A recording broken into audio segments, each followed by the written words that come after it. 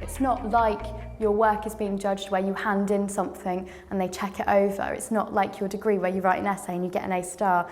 It's you're the one on show, and as a teacher it is you're at the front, you are your own resource, and you are being judged, and that's where the nerves come from. 10 minutes, okay? 10 minutes silent reading. If you haven't got... Leandra is nervous because it's the 6th and final observation of her NQT year. Leandra's going to be doing a lesson with Mixed Ability Year 7 group, and she's going to be looking at poetry. So I'm going to be watching her lesson, seeing how she's progressed over the course of the year, and then I'll be giving her some feedback on that lesson, and just chatting about maybe ways forward for not only the rest of this term but for next year. Passport. Excellent. Well done, Year 7. You came in brilliantly. I'm really impressed. So we're going to have 10 minutes silent reading, and then I'll let you know what we're doing for the rest of the lesson. Okay, buddy? Yeah, that one's quite good. Your learning aim today is to consider what is poetry, okay? And I don't mind what you think about it. I want you to be honest. And I want you to think about your experiences of poetry. Today, Leandra is also going to get the class to write a poem using a Benjamin Zephaniah verse as the basis. Now, I'm going to play the poem again. Poetry is like a rhythm that drops. The tongue ties a rhythm that shoots like shots. The lesson observations are, I think, one of the major developmental sort of areas for the NQTs. We take them really, really seriously, because at the end of the day, it's what goes on in the classroom that really matters.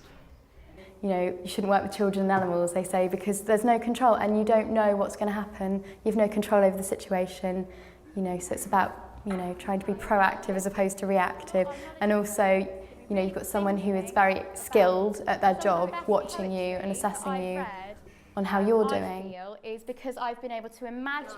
Which one out of those that you've come up with do you think best describes what poetry is? There's a couple. Can you pick one? Could you put your finger on the most important? You think Kezia? From the heart.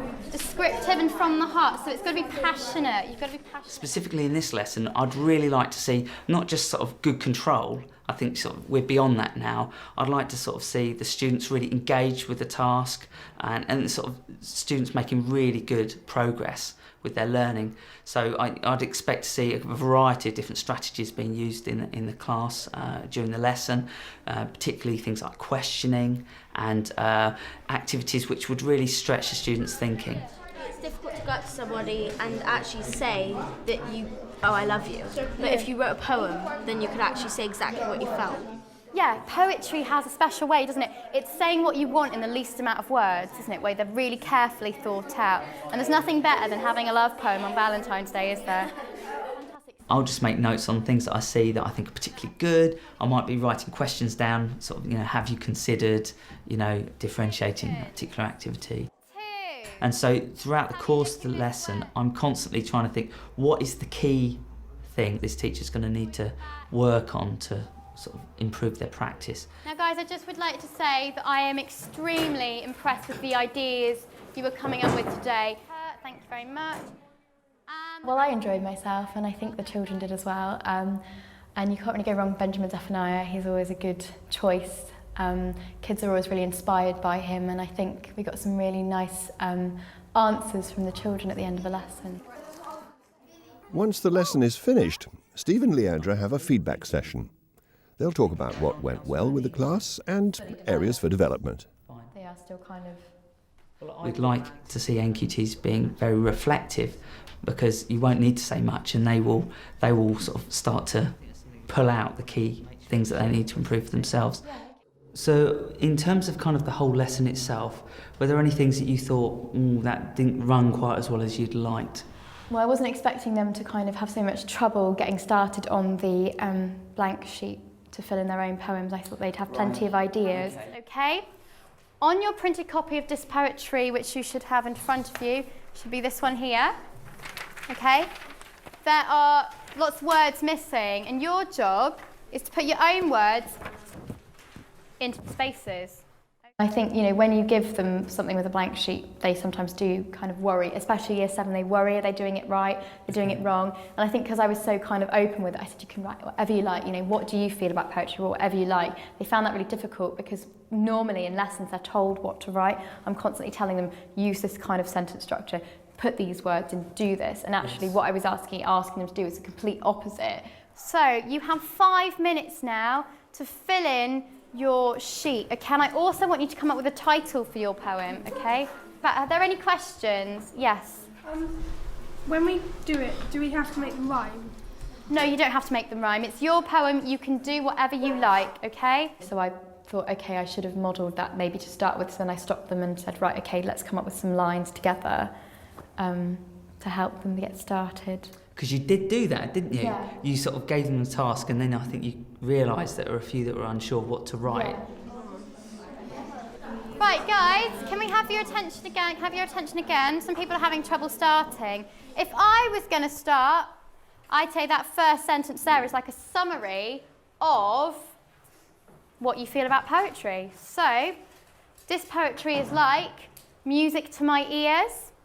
This poetry is like my favourite ice cream on a Saturday afternoon. Oh, yeah. It could be anything, but I reckon that first sentence there is a summary of what you think about poetry. Okay? Don't worry about making it rhyme, just put what you feel down.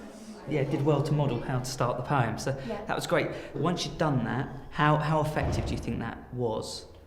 I think it helped most of them, because I kind of, you know, I was being silly with it and they thought, well, I can do whatever I like now, you know. Some of them were still having problems. And actually, I would have liked longer. I would like for them to have spent longer on that task. He says it can be romantic, and also he says it can be fun, but also he the serious side of it as well. Excellent. So what would be the one word out of those 3? Emotional. Emotional. Can you justify your choice?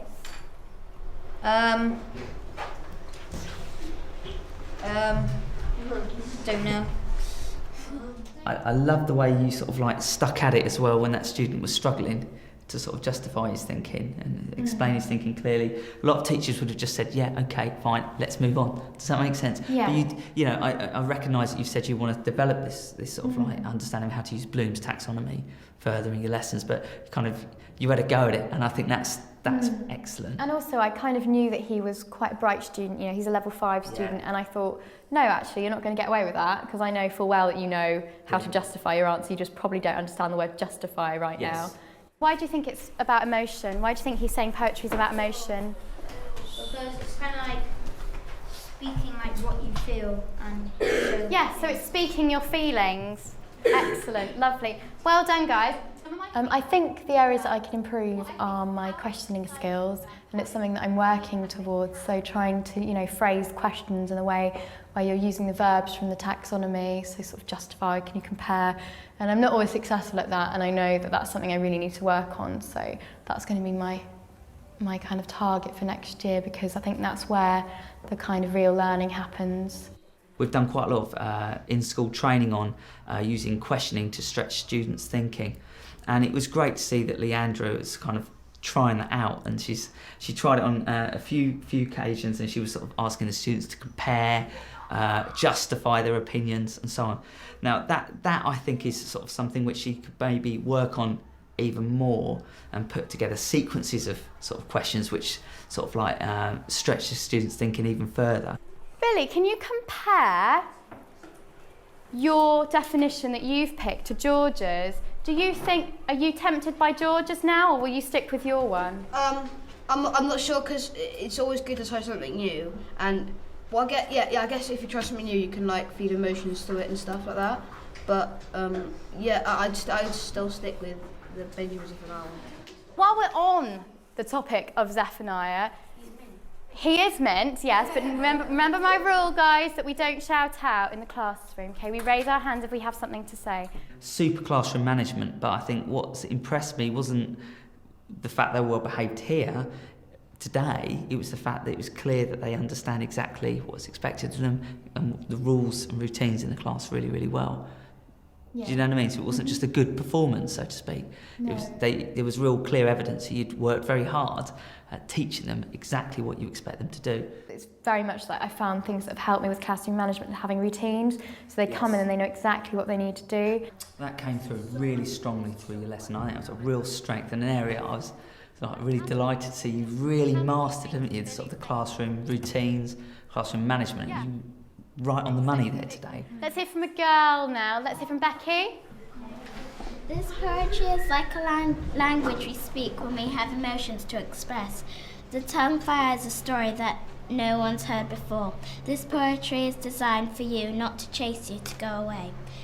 Dancehall style, move to the groove, to the poem I now speak. This poetry now, for people who have hatred, let it go and come to me. Preaching, follow me like you is a congregation filled with peace and a new way of looking at the world. This poetry is not like hypocrites, but truth from the heart. Oh, that is fantastic. Excellent. I think this is a round of applause. Thank you, guys. That's really nice.